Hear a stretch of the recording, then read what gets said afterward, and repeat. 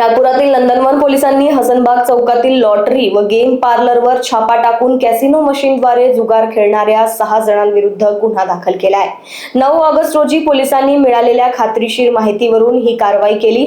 आरोपींकडून 7 casino machine, 2 संगणक, रोख 3,260 रुपये आणि इतर साहित्य असा एकूण 2,260 रुपयांचा मुद्देमाल जप्त करण्यात आलाय।